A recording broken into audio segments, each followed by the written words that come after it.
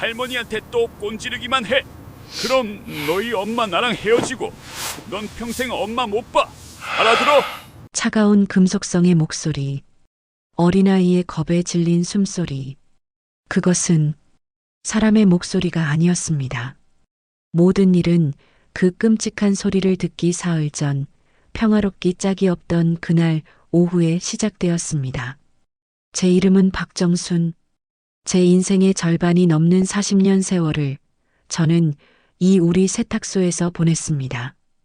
치익 마이너스 오늘도 낡은 증기 다리미는 쉼없이 뜨거운 김을 뿜어냅니다. 이 소리를 듣고 있으면 세상의 어떤 구김살도 다 펴지는 것 같아 마음이 놓이곤 했습니다. 세제 냄새와 다림질의 증기가 뒤섞인 이 작은 가게가 제게는 세상의 전부였습니다. 그날도 여느 때와 같았습니다. 오후에 햇살이 세탁소 안으로 비스듬히 들어오고 저는 막 배달 나갈 셔츠들의 깃을 세우고 있었죠. 그때였습니다. 가게 문에 달린 작은 종이 딸랑 울렸습니다. 엄마, 나왔어. 민서야, 할머니한테 인사해야지. 하나밖에 없는 제 딸, 지연이었습니다. 첫 남편을 하늘로 보내고 7살짜리 딸 민서를 혼자 키우던 제 딸.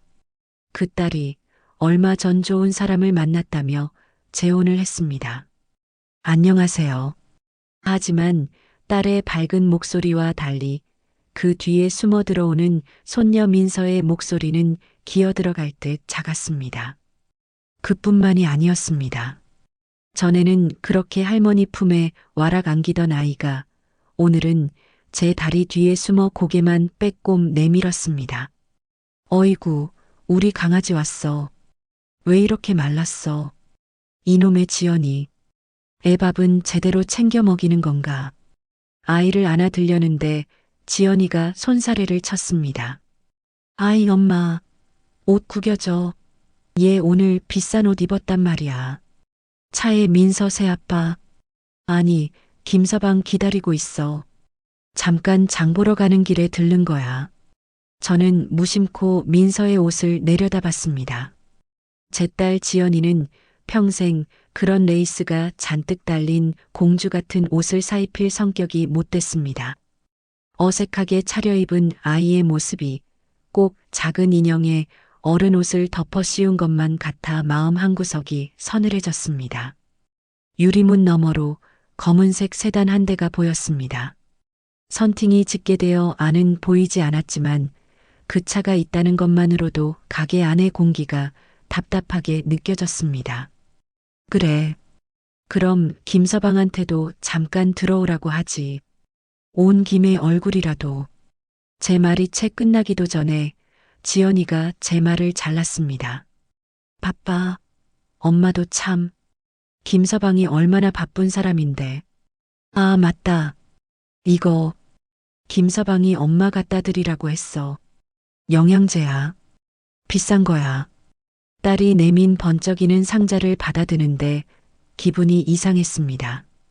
평생 속 한 번 안 썩이던 딸이었는데 재혼하고 나서는 어딘가 날이 서 있었습니다. 마치 제가 자기를 이해 못한다는 듯이 말입니다. 그때였습니다. 지연이가 가게 구석에 놓인 거울을 보며 머리를 매만지는 사이 민서가 제게 종종 걸음으로 다가왔습니다. 그리고는 제 낡은 앞치마 자락을 작은 손으로 꽉 움켜쥐었습니다. 왜 그래, 민서야? 할머니가 깎아줄까? 아이는 고개를 세차게 저었습니다. 작은 입술이 몇 번을 달싹이더니 이내 제 귓가에 조용히 속삭였습니다. 할머니, 나 저 아저씨 싫어. 심장이 쿵 하고 내려앉았습니다. 그 순간 거울을 보던 지연이가 날카롭게 소리쳤습니다. 박민서, 뭐해 안 나오고, 빨리. 아이가 화들짝 놀라며 제게서 떨어졌습니다. 딸은 마치 죄인을 끌고 가듯 아이의 팔을 거칠게 잡아 끌었습니다. 싫어, 싫어, 엄마. 할머니 집에서 잘 거야. 으악 마이너스. 민서가 울음을 터뜨렸습니다. 그냥 떼쓰는 아이의 울음이 아니었습니다. 무언가에 쫓기는 짐승 새끼처럼 절박하게 울부짖었습니다. 너 자꾸 이럴래? 아저씨 기다리잖아. 지연이는 아이를 거의 질질 끌다시피 차에 태웠고 검은 세단은 뒤도 안 돌아보고 골목을 빠져나갔습니다. 딸랑 마이너스 가게 문이 닫히는 소리가 그날따라 유난히 공허하게 들렸습니다. 저는 한참을 그 자리에 서 있었습니다. 다시 치익 마이너스하고 다리미의 증기가 뿜어져 나왔습니다. 하지만 방금 전 민서가 움켜쥐었던 제 앞치마의 구김은 아무리 뜨거운 증기를 뿜어대도 펴지지가 않았습니다. 저 녀석, 대체 무슨 일이 있는 거지? 단순히 새아빠가 낯설어서 저러는 게 아닌 것 같은데. 그날 밤 저는 제 딸 지연이가 제게 건네고 간 그 번쩍이는 영양제 상자를 가게 구석 쓰레기통에 처박았습니다. 그래서 돈은 어딨어? 노인네. 빨리 안 내놔? 김태식 그놈이었습니다. 돈 냄새를 맡고 달려온 짐승의 눈. 시뻘겋게 충혈된 그놈의 눈이 제 세탁소 카운터를 탐욕스럽게 뒤지고 있었습니다. 놈이 제게 손을 뻗어 제 어깨를 밀치는 그 순간 저는 낡은 스피커의 재생 버튼을 눌렀습니다. 할머니한테 또 꼰지르기만 해. 그럼 너네 엄마 나랑 헤어지고 넌 평생 엄마 못 봐. 가게 안을 가득 채우는 그놈의 목소리. 당황한 놈의 얼굴이 하얗게 질려갔습니다. 하지만 그 지옥 같은 소리를 제 귀로 직접 확인하고 놈의 가면을 벗겨내기까지 우리에겐 아직 사흘이라는 시간이 남아 있었습니다. 그날 민서가 울며 떠난 뒤로 제 마음은 숯검댕이처럼 타들어가고 있었습니다. 나 저 아저씨 싫어. 아이의 그 한마디가 40년간 쉼없이 돌아가던 세탁기 소리처럼 제 귓가에서 멈추질 않았습니다. 단순히 새아빠가 낯설어서 저러는 걸 거야. 지연이 말이 맞아. 내가 괜한 걱정을 하는 거야. 스스로를 애써 다독였지만 제 앞치마를 꽉 움켜쥐었던 그 작은 손의 악력이 제 심장을 자꾸만 조여왔습니다. 그렇게 뜬 눈으로 밤을 새운 다음 날 아침 가게 전화기가 요란하게 울렸습니다. 지연이었습니다. 평소보다 한 톤 높은 어딘가 들뜬 목소리였습니다. 엄마, 나야. 다름이 아니라 주말에 김서방이랑 1박 2일로 여행 가기로 했어. 김서방이 요즘 회사 일로 너무 스트레스 받아서 내가 기분 전환이라도 시켜주려고. 순간 전화기를 쥔 손에 힘이 들어갔습니다. 그럼 민서는? 민서도 데려가고. 제 물음에 딸의 목소리가 순식간에 날카로워졌습니다. 엄마는 무슨 말을 그렇게 해? 당연히 엄마가 좀 봐줘야지. 우리도 신혼인데 우리 둘만의 시간이 필요하단 거 몰라? 그리고 민서도 할머니 집이 더 편할 거 아냐? 저는 차마 대꾸할 수 없었습니다. 김서방, 회사 일, 대체 무슨 일을 하길래 제 딸이 저렇게 쩔쩔매는 건지 그저 알겠다 하고 전화를 끊었습니다. 다음 날 딸은 약속대로 민서를 데리고 왔습니다. 어제와 달리 딸의 얼굴은 화색이 돌았지만 민서는 여전히 그늘이 져 있었습니다. 지연이는 민서를 세탁소 구석의 작은 방에 밀어넣듯 들여보내고는 제게 신신당부를 했습니다. 엄마, 김서방 얘기 웬만하면 하지 마. 애가 아직 낯설어서 그런 걸 엄마가 자꾸 부추기잖아. 우리 김서방이 얼마나 민서한테 잘하는데 엄마가 몰라서 그래. 딸은 그렇게 제 입을 막고는 홀가분하다는 듯 떠나버렸습니다. 딸랑 마이너스 가게 문이 닫히고 세탁소에는 저와 민서 단둘만 남았습니다. 아이는 제 옆에 웅크리고 앉아 낡은 곰돌이 인형의 귀만 만지작거렸습니다. 그 곰돌이 인형은 몇 년 전 병으로 세상을 떠난 민서의 친아빠가 남긴 유일한 유품이었습니다. 민서야, 우리 강아지. 저녁 뭐 먹고 싶어? 할머니가 맛있는 거 해줄게. 아이는 고개만 저을 뿐 말이 없었습니다. 그렇게 어색한 시간이 흐르고 세탁소 문을 닫을 시간이 되었습니다. 셔터를 내리고 작은 방에 아이의 이부자리를 폈습니다. 피곤했는지 민서는 눕자마자 곰돌이 인형을 끌어안고 잠이 들었습니다. 그래, 피곤해서 그랬을 거야. 내일 아침이면 다시 제잘제잘 떠들겠지. 저는 아이의 머리를 쓸어주고는 제 이불 속으로 들어갔습니다. 오래된 세탁기의 모터가 식어가는 소리, 벽시계의 째까기는 소리만이 방 안을 채웠습니다. 얼마나 지났을까? 새벽의 찬 공기에 잠이 깼을 때였습니다. 싫어. 오지 마. 저리 가. 으악. 자지러지는 아이의 비명소리. 저는 이불을 박차고 일어났습니다. 민서가 온몸을 부들부들 떨며 울고 있었습니다. 온몸이 식은땀으로 흠뻑 젖어서는 허공에 대고 필사적으로 손을 내젓고 있었습니다.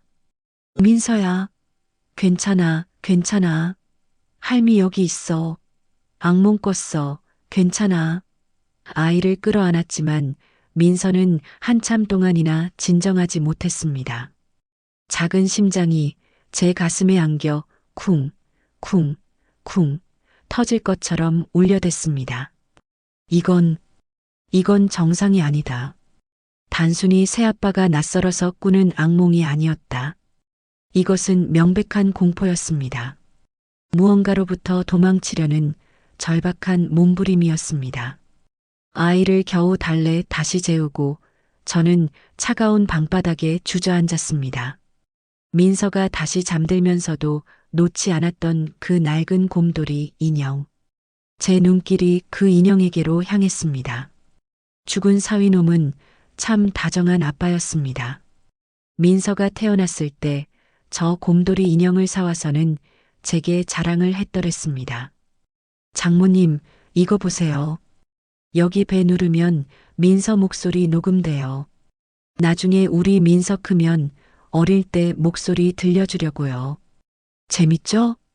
그때는 그저 딸 바보 아빠의 유난이라고 생각하고 넘겼습니다.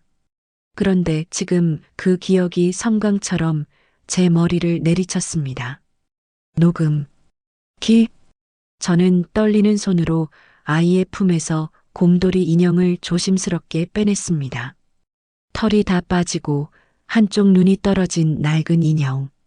곰돌이의 뱃속, 솜이 뭉친 곳을 더듬었습니다.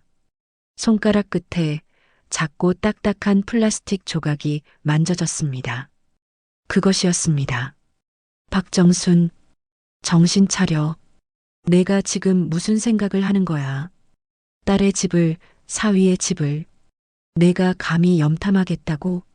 이건 범죄야. 스스로에게 경고했지만 귓가에는 조금 전 민서의 비명이 맴돌았습니다. 오지 마. 저리 가. 저는 이를 악물었습니다. 악마를 잡으려면 나도 악이 되어야 하는 순간이 있다. 내 새끼, 내 손주를 지킬 수만 있다면 지옥불이라도 내가 기꺼이 들어가마. 다음 날 아침이 밝았습니다. 여행에서 돌아온 지연이가 한껏 상기된 얼굴로 세탁소 문을 열었습니다. 엄마, 민서 잘 잤어? 어휴, 우리 김서방이 운전을 너무 험하게 해서 죽는 줄 알았네. 딸은 어젯밤 제 방에서 무슨 일이 있었는지 꿈에도 모르는 얼굴이었습니다. 딸이 거울을 보며 립스틱을 고쳐 바르는 그 짧은 순간 저는 민서의 가방을 챙기는 척했습니다. 그리고 어젯밤 제가 충전해 두었던 그 곰돌이 인형. 인형의 뱃속에 숨겨진 작은 녹음기의 전원 버튼을 딸깍 소리가 나지 않게 조용히 밀어 넣었습니다. 희미한 붉은 불빛이 한번 깜빡이고는 이내 꺼졌습니다. 저는 그 곰돌이 인형을 민서의 가방 가장 깊숙한 곳, 아이의 색칠 공부 책 밑에 밀어 넣었습니다. 민서야, 가자. 아저씨 차에서 기다리겠다. 딸의 손에 이끌려 나가는 민서의 뒷모습을 보며 저는 아무 말도 할 수 없었습니다. 딸랑 마이너스 문이 닫혔습니다. 미안하다, 지연아. 하지만 나는 확인해야겠다. 내가 행복이라고 부르는 그것의 실체를 내 두 귀로 똑똑히 확인해야겠다. 그날 40년 단골이었던 박 부동산 사장이 김태식의 사진 한 장을 들고 세탁소 문을 열기 전까지 저는 제가 판도라의 상자를 열었다는 사실조차 깨닫지 못했습니다. 엄마, 제발 그만 좀 해. 이 사람한테 왜 이래? 제 딸 지연이가 평생 본 적 없는 낯선 얼굴로 제 앞을 막아섰습니다. 한 번만 더 우리 앞에 나타나면 그때는 스토커로 신고할 거야. 꽉 마이너스 제 앞에서 닫힌 차가운 철문. 그 문을 사이에 두고 저는 제 유일한 피부치에게 버림받았습니다. 그 차가운 철문 앞에서 저는 평생 처음으로 무너져 내렸습니다. 그 지옥 같은 문전박대를 당하기까지는 아직 꼬박 하루의 시간이 남아 있었습니다. 곰돌이 인형을 민서 가방에 넣어 보낸 그날, 제 세탁소는 지옥이나 마찬가지였습니다.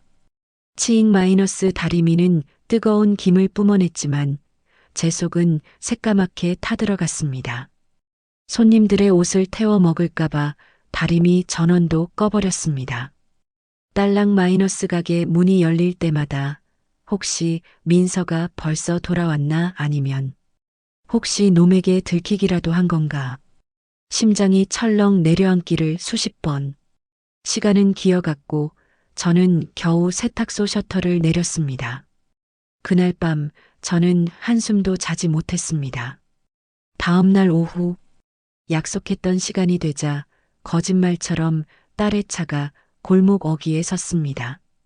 지연이는 어제처럼 민서를 데리고 세탁소 문을 열었습니다.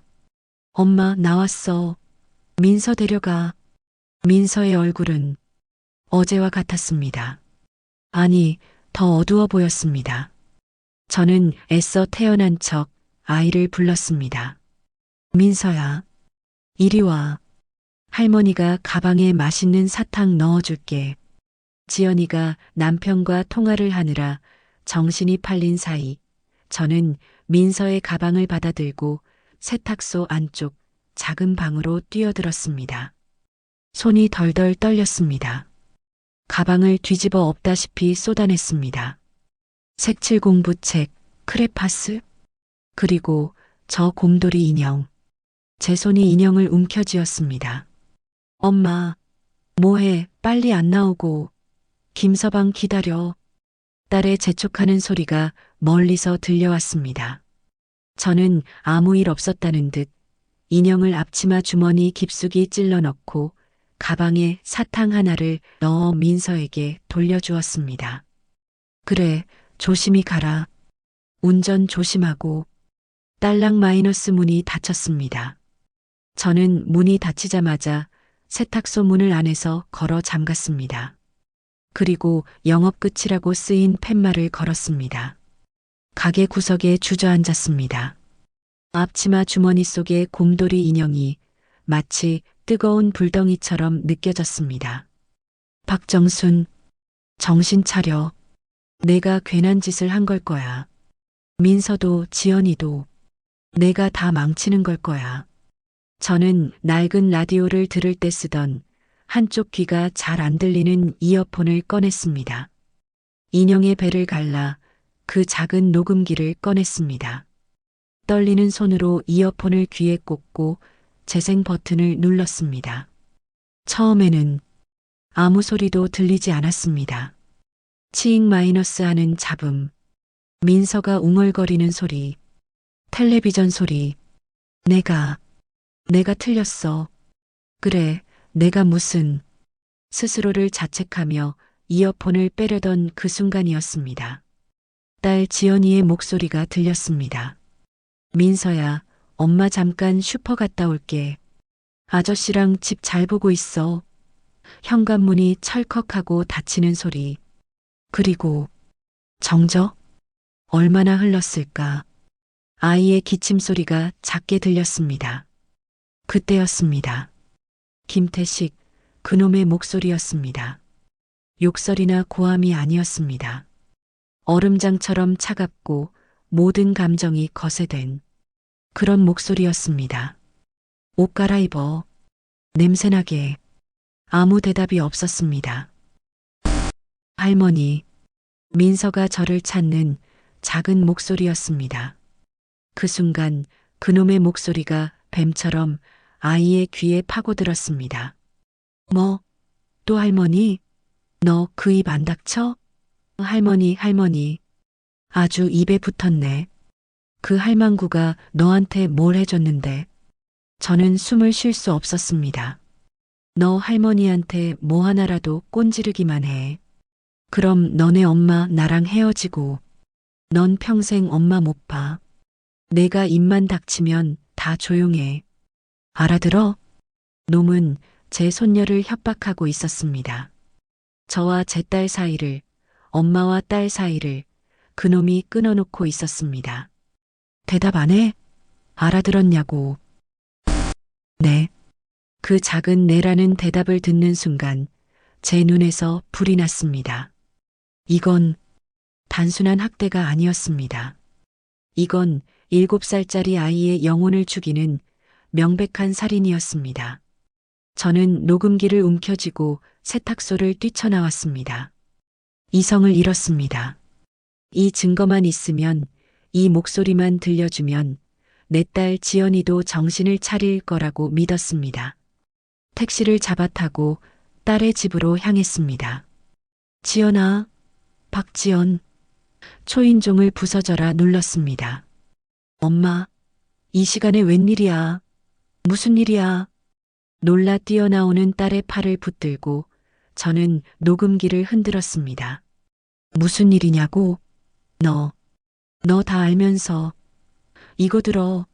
이거 당장 들어봐. 제가 흥분해서 소리를 지르는 그때 놈이 김태식이 거실에서 천천히 걸어 나왔습니다. 어젯밤 그 악마 같은 목소리의 주인이라고는 믿기지 않는 사람 좋은 미소를 지으면서 말입니다. 장모님 오셨습니까? 무슨 일 있으십니까? 네 이놈. 네 이놈. 저는 놈에게 달려들려 했습니다. 하지만 지연이가 제 앞을 막아섰습니다. 엄마 미쳤어. 왜 이래? 이 사람한테 왜 이래? 이간질? 내가 이간질? 그 순간 세상이 무너지는 것 같았습니다. 평생 남편 없이 저 하나 보고 살아온 내 딸인데 저놈이 내 딸을 완벽하게 홀려버린 것이었습니다. 김태식이 아주 연극을 하듯 지연이의 어깨를 감쌌습니다. 여보, 장모님 오해하시는 거야. 내가 어제 민서 버릇 가르치느라 조금 혼낸 걸 가지고. 아이고, 장모님 죄송합니다. 제가 다 잘못했습니다. 저 가증스러운 놈. 저놈이 지금 내 앞에서 연기를 하고 있었다. 제 딸 지연이는 그 연기에 완벽하게 속아 넘어갔습니다. 맞지, 엄마. 이 사람 이렇게 착한 사람이야. 민서 잘못한 거 혼낸 걸 가지고 엄마가 뭔데 우리 사이에 끼어들어. 당장 나가. 우리 집에서 당장 나가. 다신 오지 마. 저는 그 집에 발 한 발자국도 들여놓지 못하고 그렇게 딸의 손에 떠밀려 쫓겨났습니다. 꽉 마이너스 문이 닫혔습니다. 세탁소로 돌아오는 길, 발이 움직이질 않았습니다. 40년간 이 동네를 걸었지만 그날처럼 모든 길이 지옥 같았던 적은 없었습니다. 세탁소의 낡은 의자에 주저앉았습니다. 나는 고립되었다. 딸은 내 말을 믿지 않는다. 녹음기는 증거가 되지 못했다. 한참을 멍하니 앉아 있었습니다. 그때였습니다. 민서가 제게 했던 또 다른 말이 안개 속에서 떠올랐습니다. 할머니, 새아빠는 매일 다른 차를 타. 그때는 그저 아이가 장난감 자동차를 말하는 줄 알았습니다. 하지만 매일 다른 차를 탄다? 번듯한 사무직이라던 놈이 왜 매일 다른 차를 타는가? 정신이 번쩍 들었습니다. 저는 40년간 이 동네에서 세탁소를 했습니다. 이 동네에서 저를 모르는 사람이 없고 제가 모르는 사람이 없었습니다. 저는 수화기를 들었습니다. 경찰이 아니었습니다. 저보다 더 이 동네의 속사정을 훤히 아는 사람. 제 세탁소의 40년 단골, 건너편 박 부동산의 박 사장이었습니다. 박 사장? 나요. 우리 세탁소 박정순이.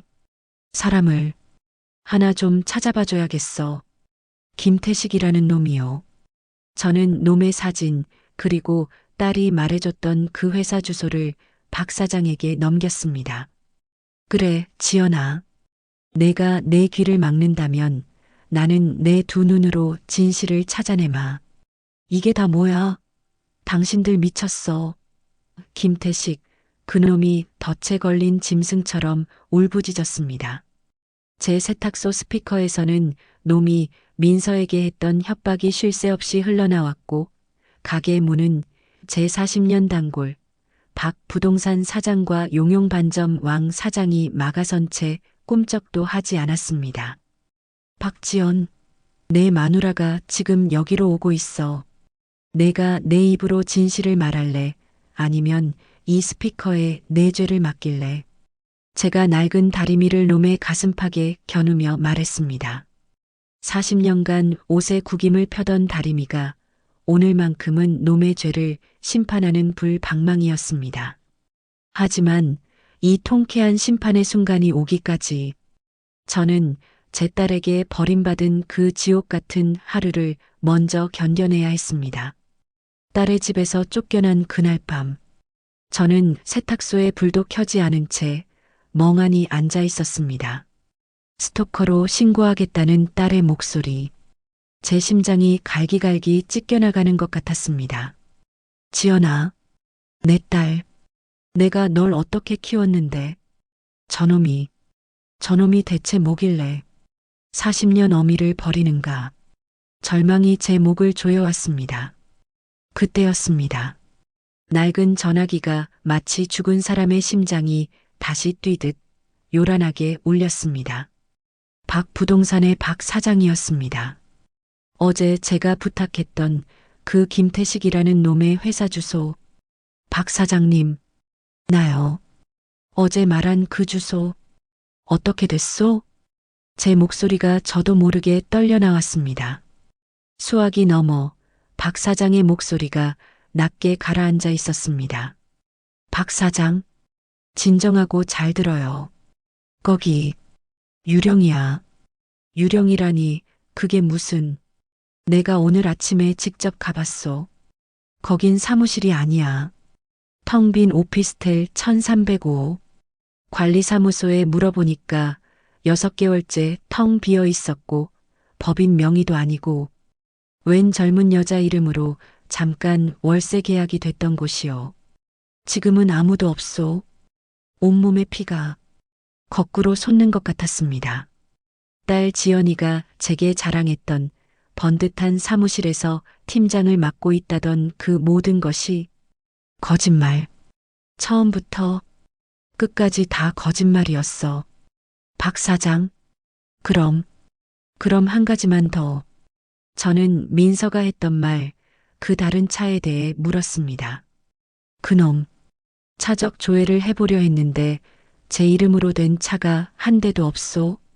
하지만 박 사장 말대로 그 오피스텔 지하 주차장 CCTV를 확인해 보니 사흘 동안 놈이 타고 내린 차가 전부 달라. 하얀색 외제차, 검은색 세단, 심지어 봉고차까지. 다른 차? 민서의 말이 맞았습니다. 박 사장, 고맙소. 이 은혜는 됐소. 우리 사이에 무슨 40년 이웃 아니오. 무슨 일인지 모르겠지만 그놈, 보통 놈이 아니니 박 사장도 조심하시오.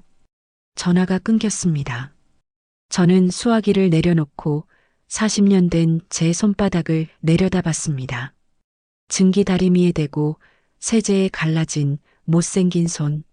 하지만 이 손은, 이 세탁소는 제 40년의 신뢰가 쌓인 곳이었습니다. 그래, 박정순. 너는 딸에게 버림받았지만 이 동네에서 너는 혼자가 아니다. 저는 자리에서 일어났습니다. 눈물이 멈췄습니다. 저는 더 이상 슬퍼하는 엄마가 아니었습니다. 저는 제 손녀를 지켜야 하는 전사였습니다. 제 무기는 칼이나 총이 아니었습니다. 바로 이 우리 세탁소였습니다. 이 동네의 모든 사람은 옷을 맡기러 저에게로 옵니다. 저는 어제 딸에게서 받은 김태식의 사진, 민서 돌잔치 때 찍었던 그 유일한 사진을 꺼내 들었습니다.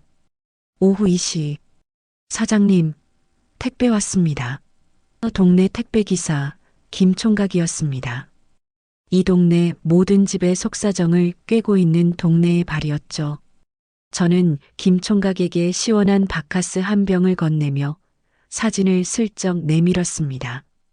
김총각, 혹시 이 사람 본 적 있어? 김총각이 사진을 유심히 들여다보더니 고개를 갸웃했습니다. 이 아저씨. 아, 봤어요. 봤어. 저기 민선의 집. 아니, 지연이 누나 집이요. 며칠 전에 비싼 외제차에서 내리던데요. 근데 이상하네. 그저께는 분명 다른 차였는데. 와, 저 아저씨 차가 몇 대예요? 부자인가 보다. 부자? 아니, 저건 부자가 아니라 사기꾼의 방식이다. 김총각, 혹시 그 차들 번호판 기억나는 거 없어? 에이, 사장님, 제가 그걸 어떻게 다 기억해요. 아, 근데 하나 이상한 건 있었어요. 그저께 본 차는 앞유리에 경매 딱지 같은 게 붙어 있었어요. 붉은색 종이. 경매 딱지. 심장이 다시 뛰기 시작했습니다. 놈은 멀쩡한 차가 아니라 문제가 있는 차들을 타고 다니고 있었습니다. 김총각을 보내고 저는 다음 사람을 기다렸습니다. 저녁 7시. 사장님, 배달 가요. 용용 반점의 배달원 이군이었습니다. 밤낮으로 이 골목을 누비는 동네의 밤눈이었죠. 저는 이 군에게 담뱃값이라도 하라며 10,000원짜리 한 장을 쥐어주며 똑같이 사진을 보여줬습니다. 이 군은 사진을 보자마자 아 하고 짧은 소리를 냈습니다. 사장님, 이 사람, 혹시 사장님 돈 떼먹었어요? 그게 무슨 소리야? 아니, 제가 그저께 새벽에 저기 드림 모텔 골목에서 이 사람이랑 똑같이 생긴 사람 봤거든요. 웬 조폭같이 생긴 아저씨들한테 둘러싸여서 막 멱살 잡히고 빌고 난리도 아니었어요. 제가 배달 가던 길이라 그냥 쓱 지나쳤는데 딱 이 얼굴이었어요. 드림 모텔, 조폭 같은 놈들, 멱살, 모든 조각이 맞춰지고 있었습니다. 유령 사무실, 날마다 바뀌는 경매 딱지가 붙은 차, 그리고 빚쟁이, 이놈은 그냥 사기꾼이 아니었어. 어딘가에 단단히 쫓기고 있는 놈이야.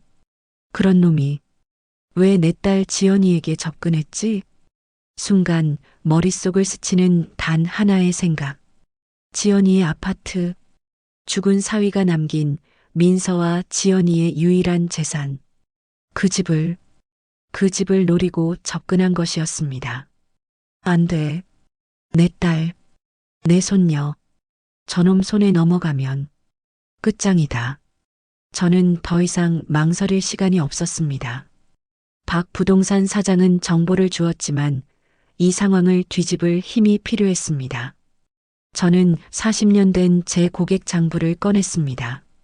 수십 년간 제 단골이었던 사람들, 그중 단 한 사람의 이름에 제 손가락이 멈췄습니다. 용용 반점. 왕 사장. 낮에는 배달원 이군이, 밤에는 왕 사장이 직접 가게를 지키는 그 중국집. 이 동네에서 30년을 장사했지만 그가 어떤 사람인지 아무도 몰랐습니다. 하지만 저는 알고 있었습니다. 그가 세탁소에 맡기는 낡은 가죽 점퍼. 그 점퍼 안주머니에는 그가 젊은 시절 형사였을 때의 신분증이 낡은 끈과 함께 매달려 있었습니다. 저는 수화기를 들었습니다. 왕 사장. 나요. 우리 세탁소 박정순이. 지금 혹시 가게에 있소? 엄마. 내가 다 잘못했어. 모든 것이 끝나고 김태식이란 악마가 사라진 뒤 제 딸 지연이는 며칠 만에 제 세탁소 문을 열고 들어왔습니다. 번듯한 사모님 같던 모습은 온데간데 없고 며칠을 울었는지 퉁퉁 부은 얼굴로 제 앞에 무너져 내렸습니다. 저는 아무 말 없이 40년을 함께한 낡은 다리미를 들었습니다. 치익 마이너스 뜨거운 증기가 구겨진 셔츠를 펴기 시작했습니다. 하지만 이미 구겨질 대로 구겨진 내 딸의 인생은 이 다리미로도 펼 수 없을 것만 같았습니다. 하지만 내 딸이 그 지독한 꿈에서 깨어나기까지 저는 내 딸의 집을 담보로 한 그놈의 도박판에 제 40년의 신뢰를 걸어야 했습니다. 수화기를 든 손이 땀으로 축축했습니다. 이 동네에서 그가 전직 형사였다는 것을 아는 사람은 20년 전 그의 낡은 가죽 점퍼에서 낡은 신분증을 직접 본 저 하나뿐이었습니다. 왕 사장. 나요. 우리 세탁소 박정순이. 지금 혹시 가게에 있소? 수화기 너머로 지글지글 기름 끓는 소리가 들려왔습니다. 박 사장님이 이 시간에 웬일이시오? 가게 마감 안 했소? 왕 사장의 퉁명스러운 목소리. 저는 침을 한번 삼키고 제 평생의 자존심을 내려놓았습니다. 왕 사장. 네. 내가 사람을 하나 잡아야겠소. 박 사장 말고는 이 동네에 부탁할 사람이 나한테는 없소. 수화기 너머의 기름소리가 탁 하고 멎었습니다. 왕 사장은 제 목소리에서 단순한 세탁물 불평이 아님을 직감한 것이었습니다. 가게 문 10분 뒤에 닫소. 그때까지 우리 세탁소 문 안에서 걸어 잠그고 아무도 들이지 마시오. 전화가 끊겼습니다. 저는 심장이 내려앉는 것 같았습니다. 왕 사장은 제가 무슨 말을 하려는지 이미 알고 있다는 듯이 말했습니다. 10분, 1분 1초가 마치 다리미판 위에 물방울이 증발하는 시간처럼 더디게 흘러갔습니다. 저는 세탁소의 영업 중 팻말을 영업 끝으로 뒤집고 셔터를 절반쯤 내렸습니다. 정확히 10분 뒤 반쯤 내려간 셔터 밑으로 검은 그림자가 보였습니다. 쿵, 쿵, 낮은 노크 소리. 왕 사장이었습니다. 주방에서 입던 붉은색 앞치마를 그대로 두른 채였습니다. 왕 사장. 그는 말없이 고개를 끄덕이고는 세탁소 안으로 들어왔습니다. 40년간 수만 명의 손님이 드나들었지만 그날 밤처럼 제 세탁소가 낯설게 느껴진 적은 없었습니다. 박 사장. 30년 만이요. 박 사장이 누굴 잡아달라고 말하는 건 30년 전 제 남편이 죽고 이 세탁소 털을 노리던 깡패들이 저를 괴롭힐 때, 그때 이 동네로 갓 이사 왔던 왕 사장이 말없이 제 세탁소 앞에 앉아 있어 주었습니다.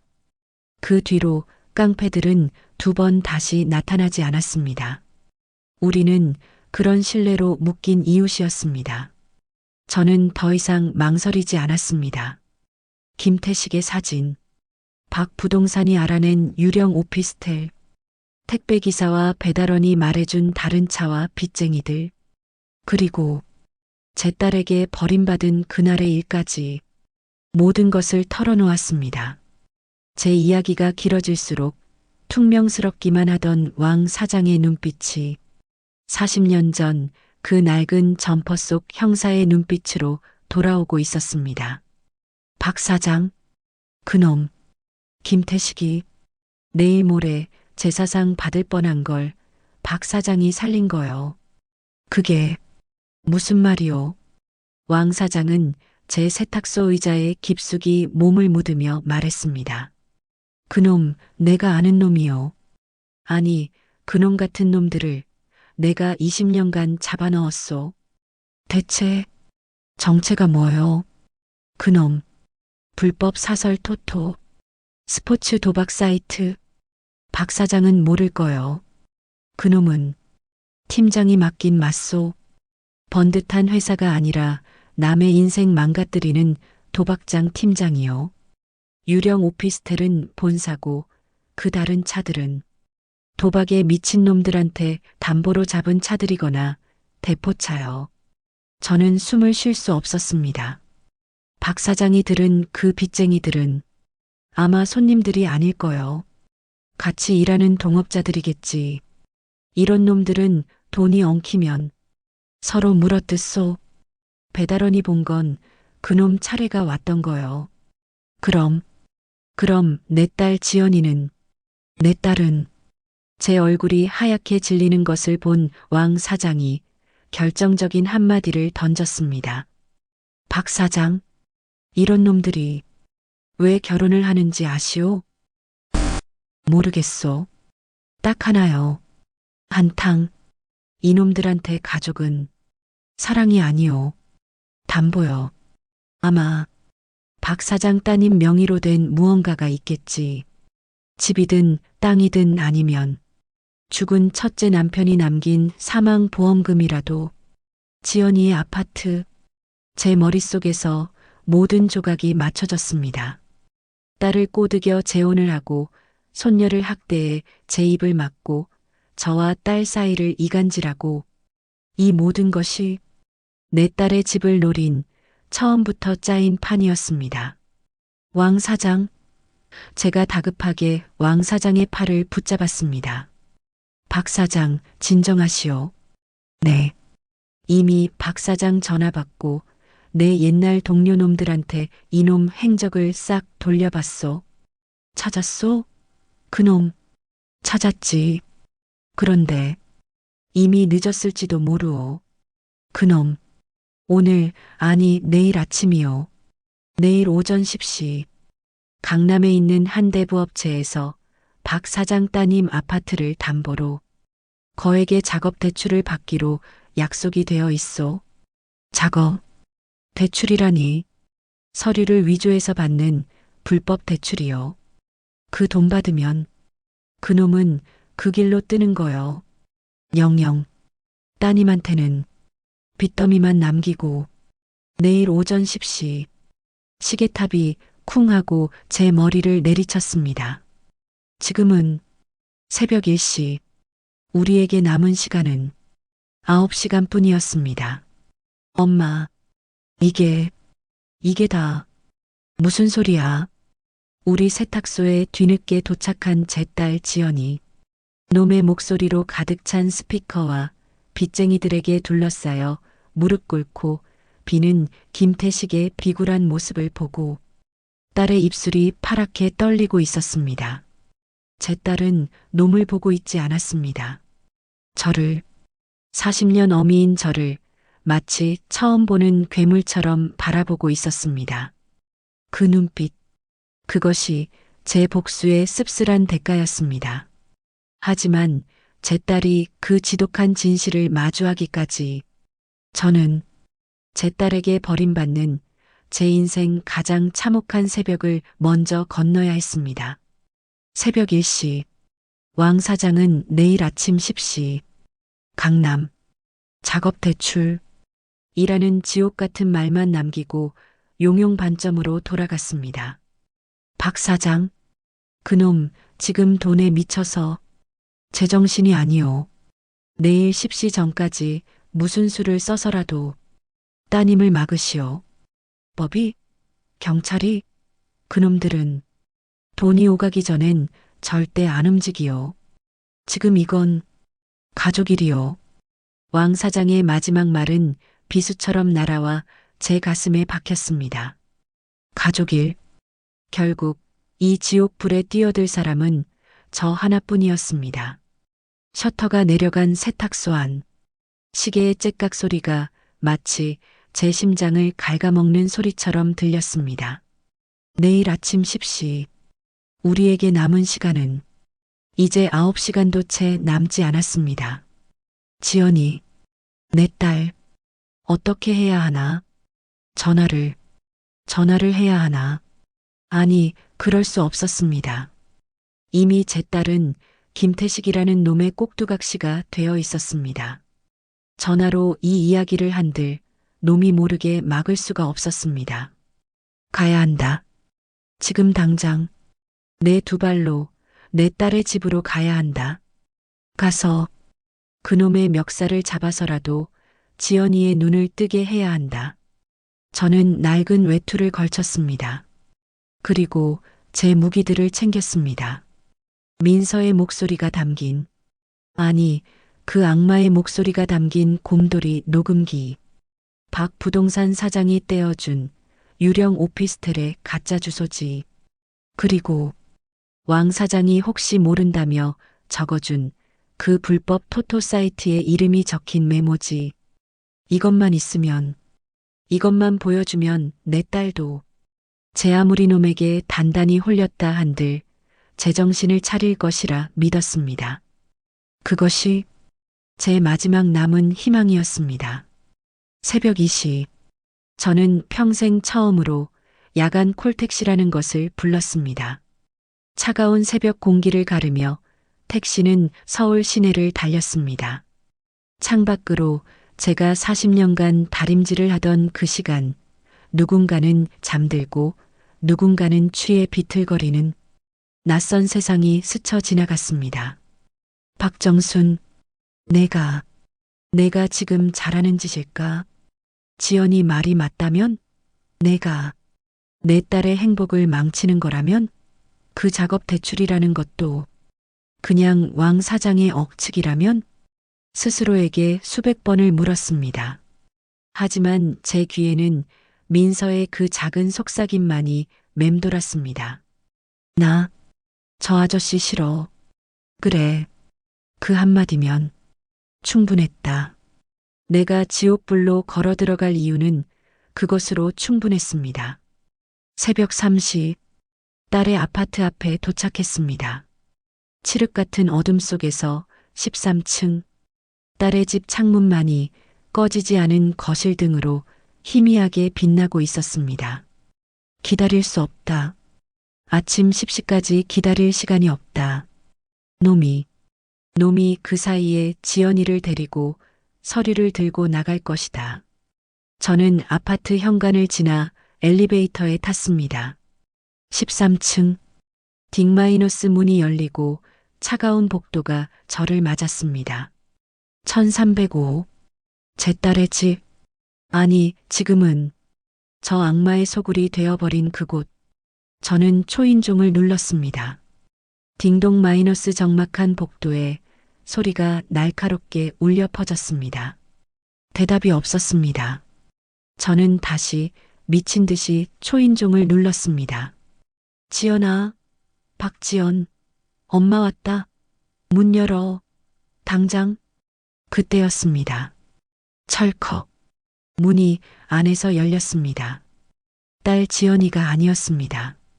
김태식, 그놈이었습니다. 잠옷바람이 아닌 어딜 나갈 참이었는지 검은 셔츠를 입은 채였습니다. 놈의 얼굴에는 사람 좋은 미소가 걸려 있었습니다. 아이고, 장모님. 이 새벽에 어쩐 일이십니까? 무슨 급한 일이라도. 비켜, 이놈아. 지연이 어딨어? 내 딸 어딨어? 저는 놈을 밀치고 집 안으로 들어가려 했습니다. 하지만 놈은 꿈쩍도 하지 않았습니다. 오히려 제 손목을 그 두꺼운 손으로 꽉 움켜쥐었습니다. 장모님, 이러시면 곤란합니다. 지연 씨, 지금 잡니다. 어제 장모님 때문에 놀라서 약 먹고 겨우 잠들었어요. 그 순간, 엄마, 안방에서 지연이가 부스스한 얼굴로 걸어 나왔습니다. 그리고 제 손목을 붙잡고 있는 김태식과 빚쟁이처럼 서 있는 저를 번갈아 보았습니다. 엄마, 이게 지금 무슨 짓이야? 이 새벽에, 지연아. 저는 놈에게 붙들린 손목을 뿌리치고 딸에게 달려갔습니다. 지연아, 정신 차려. 이놈 사기꾼이야. 내 아파트, 내 집, 오늘 십시에 이놈이 다 들고 튄다고. 저는 품속에서 녹음기와 서류들을 꺼내 딸에게 내밀었습니다. 이거 봐. 이거 유령 사무실. 이거 불법 도박. 이놈 깡패들한테 쫓기는 놈이라고. 제 딸 지연이는 제가 내민 서류들을 보지도 않았습니다. 제 딸은 저를 보고 있지 않았습니다. 제 뒤에 서 있는 김태식을 애처로운 눈빛으로 바라보고 있었습니다. 여보, 이게 다 무슨 소리야? 김태식이 아주 연극 배우처럼 슬픈 한숨을 내쉬었습니다. 지연 씨, 내가 다 말하려고 했어. 장모님, 우리 사이 너무 반대하시잖아. 내가 전에 회사 다닐 때 보증을 좀 잘못 써서 빚이 좀 있어. 그거 지연 씨 고생 안 시키려고 내가 어떻게든 막아보려고 오늘 대출 좀 받아서. 거짓말이야, 지연아. 엄마, 제 딸이 제 뺨이라도 때릴 듯이 소리를 질렀습니다. 엄마는 내 행복이 그렇게 싫어? 이 사람이 나 때문에, 우리 때문에 빚까지 져가면서. 속지 마. 너 속이는 거야. 그때였습니다. 김태식의 사람 좋던 미소가 사라졌습니다. 놈이 제 딸의 어깨를 감싸 안으며 저를 노려봤습니다. 장모님, 이제 그만하시죠. 이 집, 이제 제 집이기도 합니다. 장모님, 스토킹으로 신고당하고 싶으십니까? 스토킹? 그 단어가 제 심장을 꿰뚫었습니다. 제 딸 지연이는 그 말을 듣고도 가만히 있었습니다. 아니, 오히려 저를 벌레 보듯 쳐다봤습니다. 엄마, 한 번만 더 우리 앞에 나타나. 그때는 나도 엄마 경찰에 신고할 거야. 다신 오지 마. 꽉 마이너스. 제 앞에서 1305호의 철문이 닫혔습니다. 40년 어미인 저는 제 딸의 집에서 그렇게 쫓겨났습니다. 차가운 복도, 힘이 다리가 풀렸습니다. 그 자리에 주저앉았습니다. 끝났다. 모든 게 끝났다. 내 딸도, 내 손녀도, 내 딸의 집도 다 잃었습니다. 그래서 돈은 어딨어? 노인네, 빨리 안 내놔. 김태식, 그놈이었습니다. 돈 냄새를 맡고 달려온 짐승의 눈, 시뻘겋게 충혈된 그놈의 눈이 제 세탁소 카운터를 탐욕스럽게 뒤지고 있었습니다. 놈이 제게 손을 뻗어 제 어깨를 거칠게 밀치는 그 순간 저는 낡은 스피커의 재생 버튼을 눌렀습니다. 할머니한테 또 꼰지르기만 해. 그럼 너네 엄마 나랑 헤어지고 넌 평생 엄마 못 봐. 우리 세탁소 천장에 매달린 낡은 스피커에서 놈의 목소리가 지옥의 나팔 소리처럼 울려 퍼졌습니다. 그놈의 가면을 내 딸이 보는 앞에서 벗겨내기까지 저는 13층의 그 차가운 복도에서 제 40년 인생을 걸어야 했습니다. 꽉 마이너스 닫힌 철문, 스토커, 경찰에 신고하겠다는 내 딸의 목소리. 저는 차가운 복도 바닥에 주저앉아 한참을 일어나지 못했습니다. 끝났다. 내 딸도 손녀도 저 악마의 손에 다 잃었다. 얼마나 지났을까. 복도의 센서 등이 탁 하고 꺼졌습니다. 칠흑 같은 어둠. 그때였습니다. 어둠 속에서 제 낡은 외투 주머니 속에 그 곰돌이 인형이, 그 작은 녹음기가 제 손에 만져졌습니다. 할머니, 나 저 아저씨 싫어. 민서의 목소리가 제 귓가를 때렸습니다. 아니, 아직 끝나지 않았어. 박정순, 정신 차려. 내가 무너지면 민서는 누가 지켜? 저는 벽을 짚고 일어섰습니다. 다리가 40년 된 다리 밑판처럼 후들거렸습니다. 내일 아침 10시, 강남, 작업 대출. 왕 사장의 말이 제 머릿속을 쳤습니다.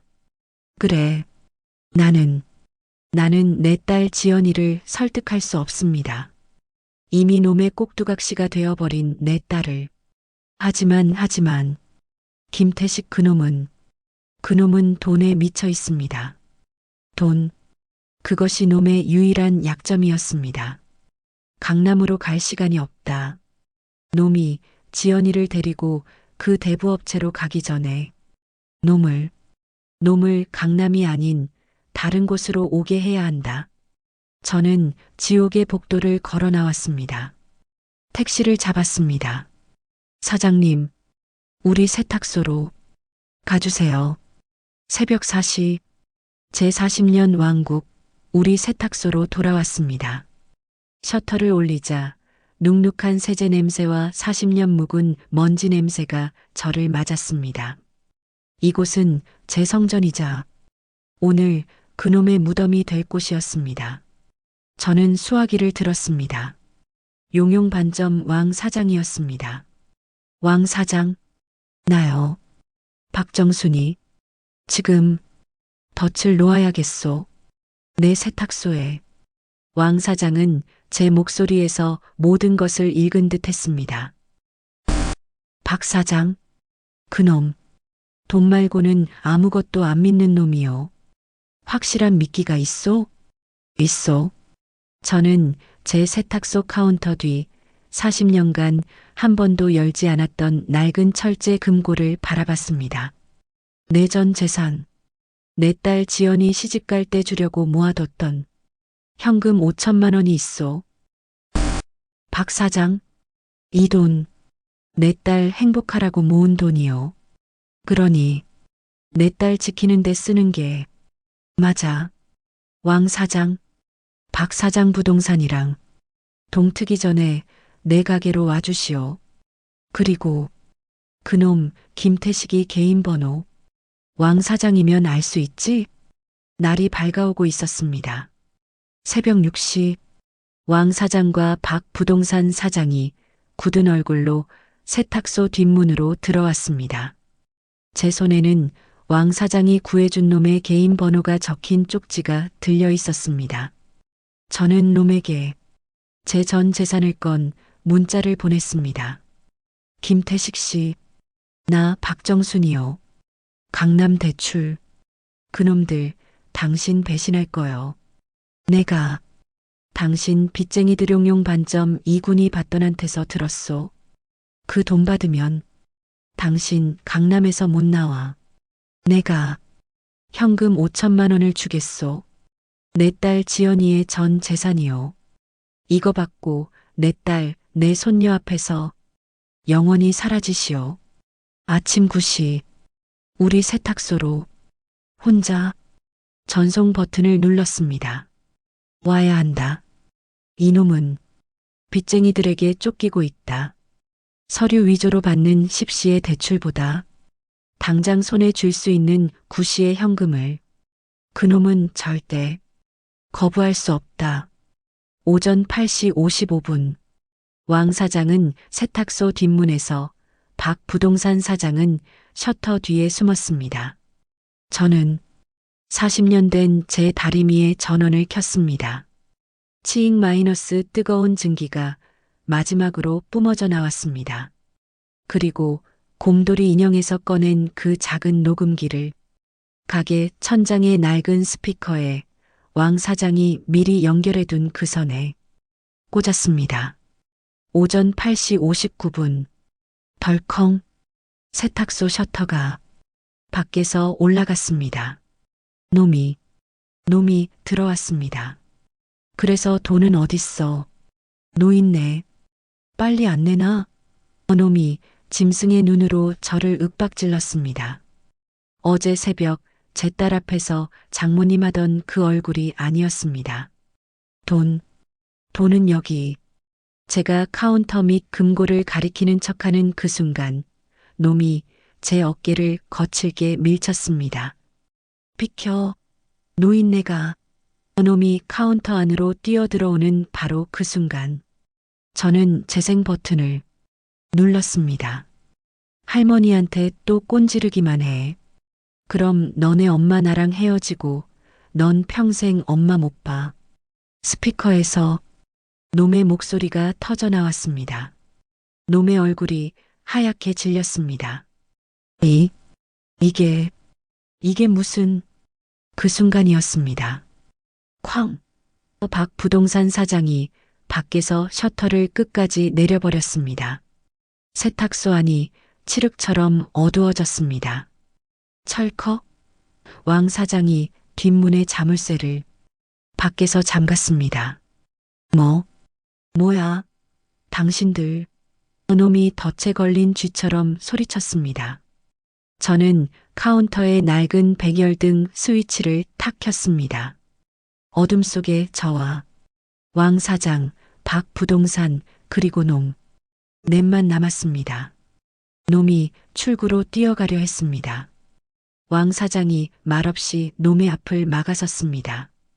40년 전 형사의 눈빛으로 앉아. 김 팀장. 놈이 뒷문으로 뛰려 했습니다. 박 부동산 사장이 제 낡은 증기 다리미를 놈의 가슴팍에 겨눴습니다. 뜨겁다. 움직이지 마. 그때였습니다.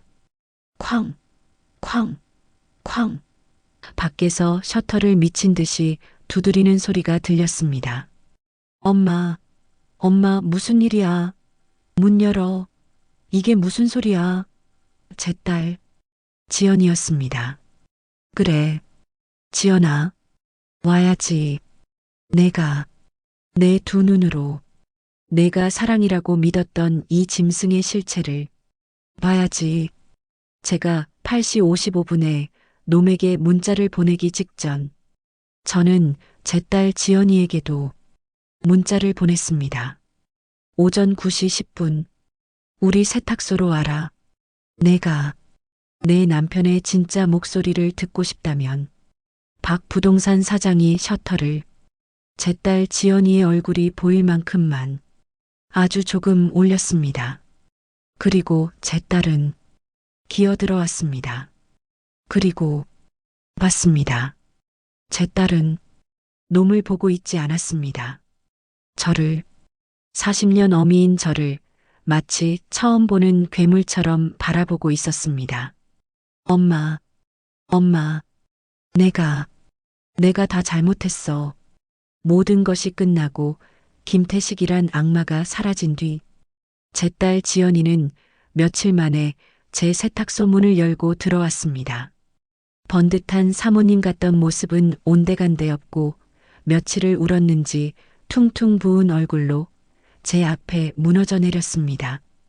저는 아무 말 없이 40년을 함께한 낡은 다리미를 들었습니다. 치익 뜨거운 증기가 구겨진 셔츠를 펴기 시작했습니다. 하지만 이미 구겨질 대로 구겨진 내 딸의 인생은 이 다리미로도 펼 수 없을 것만 같았습니다. 그날 셔터가 내려간 우리 세탁소 안은 지옥도였습니다. 스피커에서는 놈이 민서를 협박하던 목소리가 울려 퍼졌고 제 딸 지연이는 그 자리에 돌처럼 굳어 서 있었습니다.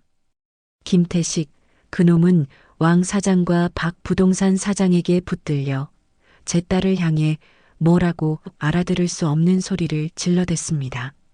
지연아, 저 노인네 말 듣지 마. 저거 다 조작이야. 지연아. 하지만 놈의 그 가증스러운 연기는 더 이상 제 딸에게 통하지 않았습니다. 왕 사장은 110이가 아닌 그의 40년 전 옛 동료에게 전화를 걸었습니다. 나 왕 형사다. 은퇴한 지가 20년인데 오늘 현행범을 하나 잡았다. 불법 사설 토토 총책에 아동학대, 사기, 협박. 증거는 지금 이 가게에서 울고 있다.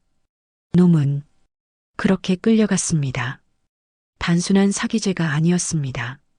왕 사장은 그놈이 빚쟁이들에게 쫓기고 있던 정보까지 모두 넘겼습니다.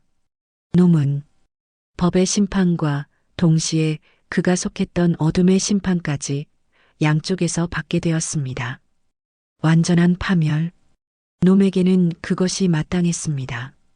경찰차가 골목을 빠져나가고 왕 사장과 박 부동산 사장도 굳은 얼굴로 제 어깨를 한번 두드려주고는 돌아갔습니다.